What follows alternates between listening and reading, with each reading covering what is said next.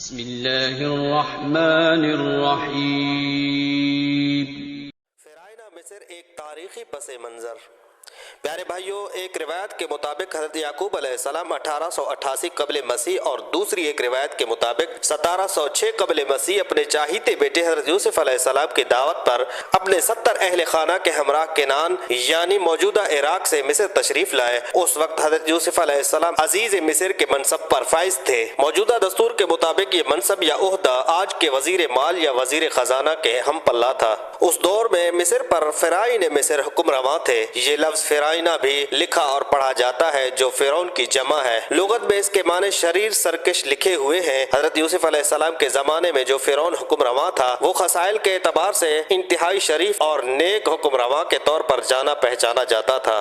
پیارے دوستوں، حضرت یعقوب علیہ السلام کا لقب اسرائیل تھا۔ اسرائیل ایک عبرانی لفظ ہے جو دو الفاظ کا مرکب ہے، یعنی اسرائیل۔ اسرا کے معنی عبد اور ایل کے معنی اللہ، گویا اسرائیل کے معنی عبداللہ ہوئے۔ اگلے وقتوں میں خاندان کے سربراہ کے نام یا لقب سے نسل چلا کرتی تھی اور اس طرح علاقے یا خطے کا نام بھی سربراہ کے نام سے رکھا جاتا تھا یا اس کے لقب سے، جیسے قوم نوح، قوم صالح، قوم ہود، قوم لوط، قوم شعیب اور قوم بنی اسرائیل۔ اس طرح علاقوں میں کنان اور رامیس وغیرہ کے علاقے ہیں جو شخصیات کے ناموں سے مشہور ہیں۔ یہ شخصیات اپنی اپنی الگ شناخت اور تاریخ رکھتی ہیں۔ یہ سلسلہ آج بھی پاکستان کے ہر صوبے کے نواحی اور قبائلی علاقہ جات میں مثال بنا ہوا ہے۔ پیارے بھائیوں، بنی اسرائیل کو عرف عام میں قوم یہود بھی کہا جاتا ہے۔ یہودا حضرت یعقوب علیہ السلام کے ایک بیٹے کا نام تھا۔ بعض مورخین یہودی قوم کو اس کی نسل بتاتے ہیں جو اصلاً اور نسلاً حضرت ابراہیم علیہ السلام سے تعلق رکھتے ہیں۔ ان کا شجرہ نسب یوں ہے: یوسف بن یعقوب بن اسحاق بن ابراہیم۔ پیارے دوستو، حضرت یوسف علیہ السلام نے جاشان کا علاقہ فرعون سے رہائش کے لیے مانگا تھا کہ بود و باش کے اعتبار سے ان کا خاندان بدویانہ زندگی گزارنے کا عادی تھا۔ دوم یہ کہ حضرت یعقوب علیہ السلام نے اپنے وفات کے وقت اپنے اولاد سے توحید پر قائم رہنے کا وعدہ لیا تھا، جس کو قرآن حکیم کی سورہ بقرہ کی آیت نمبر 132 اور 133 میں اللہ پاک نے یوں ارشاد فرمایا ہے: کیا تم اس وقت موجود تھے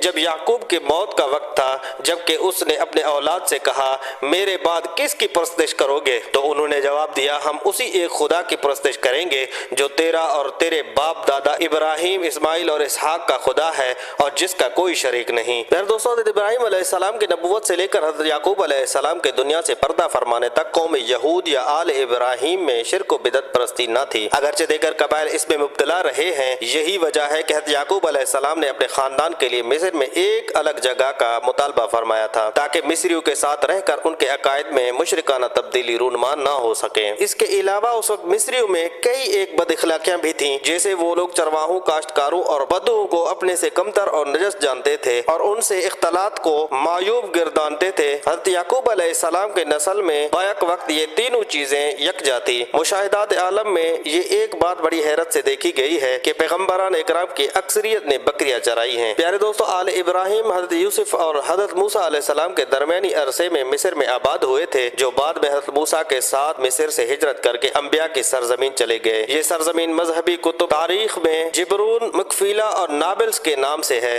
جبکہ توریت میں یہ جگہ ارض فرائم لکھی ہے جسے قدیم زمانہ میں شکیم کہتے تھے۔ یہ تمام ارض فلسطین ہی میں واقع ہے۔ پیارے دوستو، حضرت موسیٰ علیہ السلام کے پیدائش کے وقت کون سا فرعون سلطنت مصر پر حاکم تھا اور اس کے بارے میں دور جدید اور قدیم میں کچھ اختلاف پایا جاتا ہے کہ فرعون کسی بھی مخصوص بادشاہ یا حکم رواں کا نام نہیں ہے، بلکہ یہ مصر پر حکمرانی کرنے والوں کا لقب ہے، جیسے کہ عصر حاضر میں ہم سربراہ مملکت کو شاہ، صدر، چانسلر اور ہیل سلامی کے منصب سے پکارتے ہیں۔ پیارے دوستو، 3000 سال قبل مسیح سے شروع ہو کر عہد سکندر اعظم تک فرعون کے 31 خاندان مصر پر حکمرانی کر چکے ہیں۔ سب سے آخری خاندان فارس کے شہنشاہی کا جو 332 قبل مسیح سکندر کے ہاتھوں مفتاح ہو گیا تھا، ان میں سے حضرت یوسف علیہ السلام کے وقت کا فرعون ہکسوس مصعب بن ریان امالکا کے خاندان سے تھا، جو دراصل عرب ہی کی ایک شاخ ہے۔ عام مورخین عرب اور مفسرین اس کو بھی امالکا ہی کے خاندان کا فرد لکھتے ہیں۔ کوئی اس کا نام ولید بن مصعب بن ریان، کوئی مصعب بن ریان کہتا ہے، جبکہ ایک روایت میں اس کا نام پتامن، جبکہ دوسری روایت میں کابوش بن مصعب بن ریان آیا ہے۔ پیارے دوستو، ایک اور محقق احمد یوسف آفندی جو مصری دارالاسار کے مصور ہیں اور عصری ہجری تحقیق کے بہت بڑے عالم ہیں۔ ان کے ایک مستقل مضمون کا خلاصہ